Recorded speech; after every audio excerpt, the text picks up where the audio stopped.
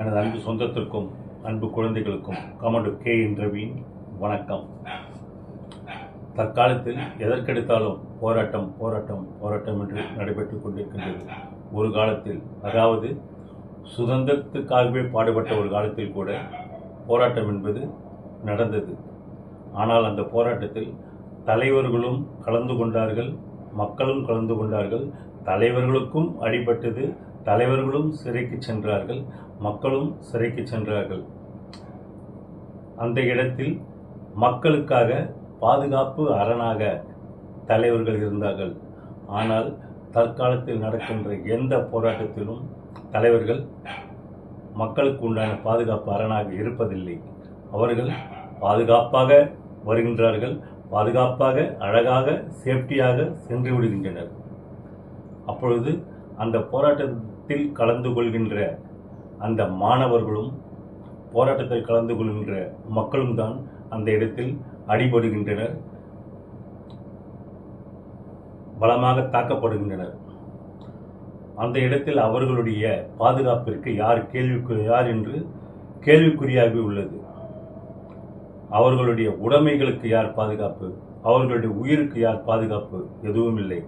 ஆனால் அப்படியே சிலர் உயிர் விட்டாலும் அந்த உயிரை வைத்து அதற்கும் ஒரு அரசியல் சாயம் பூசுவதற்கு இன்று அரசியல் தலைவர்கள் தயாராக இருக்கின்றனர். ஒரு காலத்தில் நாம் பெரியார் மண் என்கின்றோம். அப்படிப்பட்ட பெரியாரே கூட என்ன சொல்லியிருக்கின்றார் என்றால், எது செய்தாலும் கொஞ்சம் நமது பகுத்தறிவோடு யோசித்து சிந்தனை செய்து செயல்படுங்கள் என்று கூறினார். அதன்படி நாம் அவர்கள் போராட்டத்திற்கு கூப்பிடட்டும், எந்த இடத்திற்கு கூப்பிட்டாலும் சரி, நாம் நமது மனதில் சிந்தித்து செயலாற்றுவோம். அந்த போராட்டத்திற்கு செல்லலாமா வேணாமா? அந்த போராட்டத்தினால் மக்களுக்கு ஏதேனும் லாபம் இருக்கின்றதா? நாட்டிற்கு அதனால் பயன் உள்ளதா என்று யோசிப்போம். ஒரு சில போராட்டங்களால் அந்த அரசியல் தலைவர்களுக்கு மட்டுமே பயனுள்ளதாக இருக்கின்றது. அப்படிப்பட்ட போராட்டத்தில் நிச்சயமாக தயவு செய்து யாரும் கலந்து கொள்ள வேண்டாம். நான் போராட்டத்திற்கு எதிரியும் அல்ல, எந்த அரசியல் கட்சிக்கும் நான் ஆதரவாகவும் பேசவில்லை, எதிராகவும் பேசவில்லை. நான் நமது மக்களுக்காக, எங்கள் குழந்தைகளுக்காக நான் பேசுகின்றேன்.